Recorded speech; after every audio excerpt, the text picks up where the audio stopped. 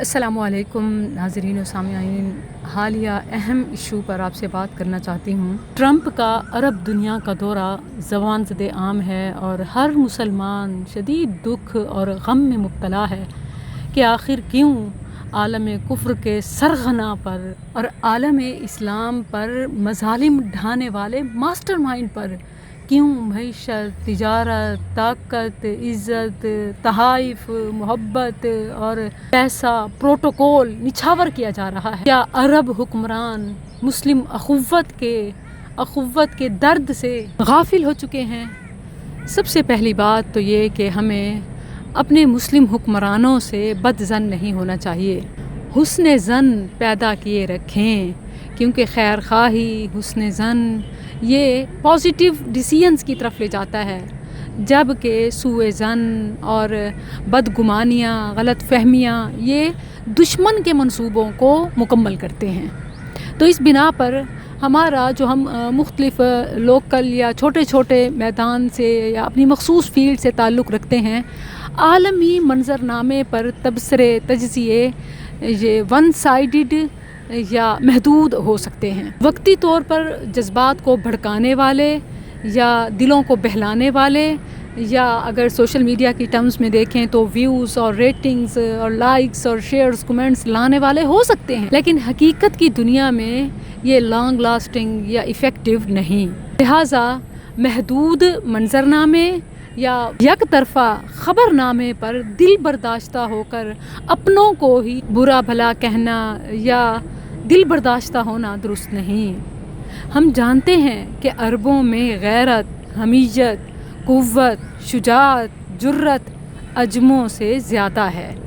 ہم اپنے عمل پر تو فوکس نہیں کرتے، دوسروں پر انگلیاں بہت جلد اٹھا سکتے ہیں۔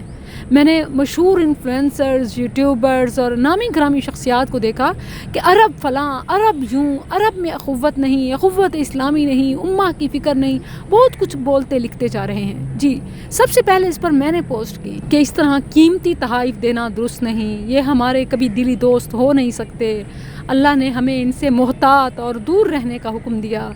لیکن یاد رکھیں کہ عربوں میں غیرت، حمیت، قوت، شجاعت، جرت ہم اجمیوں سے کہیں زیادہ ہے۔ ہم اپنی تو فکر کرتے نہیں، اپنے گریبان میں جھانکتے نہیں اور عربوں کو پوائنٹ آؤٹ کر رہے ہیں۔ اب کیوں فرق کرتے ہیں عرب اور عجم یا مشرق یا مغرب؟ اصل بات تو اخوت کی ہے، اور اللہ جانے کی حقیقت میں کون کتنا رول پلے کر رہا ہے۔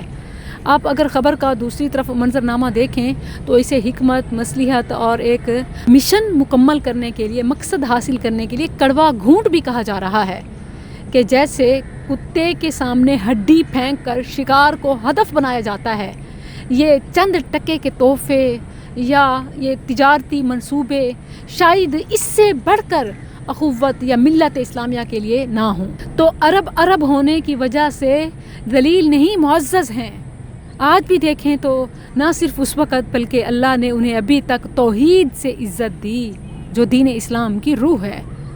اللہ نے انہیں اپنے حبیب سے سچی محبت کی توفیق دی، وہ ابھی تک بھی ہم سے کہیں زیادہ بدعات سے بچنے والے ہیں۔ ہو سکتا ہے کہ وہ یہ سب کچھ امت اسلامیہ کو بچانے، خاص طور پر مظلوم فلسطینیوں کو مظالم سے نکالنے کے لیے کر رہے ہوں، صرف اس لیے کہ اللہ تعالیٰ نے انہیں دولت دی، آئل پاور دی، اللہ نے ان کے لیے زمین سے خزانے نکالے، اللہ نے انہیں توحید اور سنت کے قریب رکھا، ہم اس لیے ان سے بغض رکھنا شروع کر دیں، یعنی جو بھی ترقی کر رہا ہو ہم اس کے مخالف ہو جائیں۔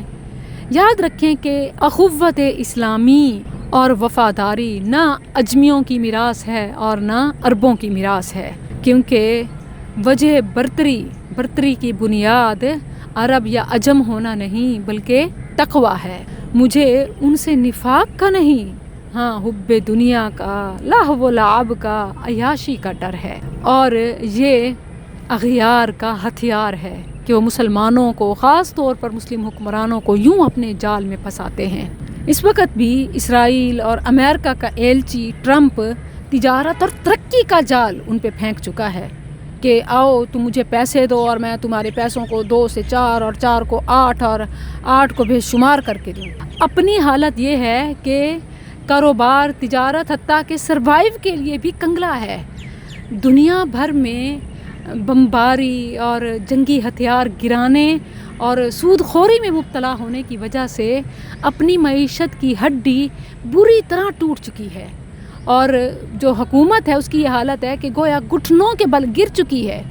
دنیا پر وہ حکومت کا رعب دبدبہ قائم رکھنے کے لیے ٹرمپ اسرائیل اور امریکہ کا ایلچی بن کر تجارت اور ترقی کے نام پر گویا بھیک مانگ رہا ہے۔ اس وقت مسلم حکمرانوں کو اپنے مفاد، تجارت اور ترقی کے مواقع حاصل کرنے کے بجائے، پورے کرنے کے بجائے مظلوموں کا بدلہ لینے کی، ان کے حقوق کی صرف بات کرنا نہیں بلکہ ان کے حقوق منوانے کی، آزادی دلانے کی، زمین لوٹانے کی بات منوانی چاہیے۔ خدشہ ہے کہ کہیں وہ قربانی، ایثار اور خصاصہ سے دور ہو کر امت کے درد سے، فلسطینیوں کے خون سے غافل نہ ہو جائیں۔ ہم عام عوام جو کر سکتے تھے، چھوٹی چھوٹی اپنے ذائقوں کا، خواہشوں کا، ضرورتوں کا گلا گھونٹنا، تو وہ عوام نے ہر محاذ پر ہر طرح سے کیا، خواہ وہ ان کی پروڈکٹس کا بائیکاٹ ہو، مظاہرے، احتجاجات، آگاہی، سیمینارز، اختیارات اور مصنوعات سے بائیکاٹ سمیت جو ہو سکتا تھا کیا۔ اب یہ آٹے میں نمک کے ہی برابر ہے، مؤثر ضرور ہے، مگر ظاہر ہے کہ عوام کے اختیارات محدود جبکہ مظالم غیر محدود۔ اس بنا پر جب تک مسلم حکمران، مسلم لیڈرز انیشیٹ نہیں لیں گے، نتائج حاصل نہیں ہوں گے۔ یہ وقت ہے مسلم حکمرانوں کے بائیکاٹ کا۔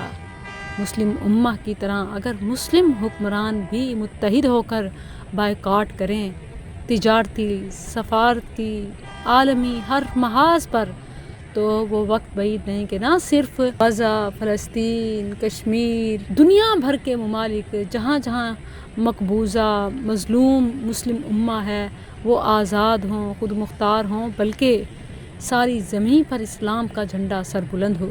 آمین یا رب العالمین۔ انشاءاللہ آئیے اس پیغام کو، اس موٹیو کو آگے بڑھاتے ہیں، اس نہج پر کام کرتے ہیں، مل کر منصوبے کو حاصل کرتے ہیں انشاءاللہ۔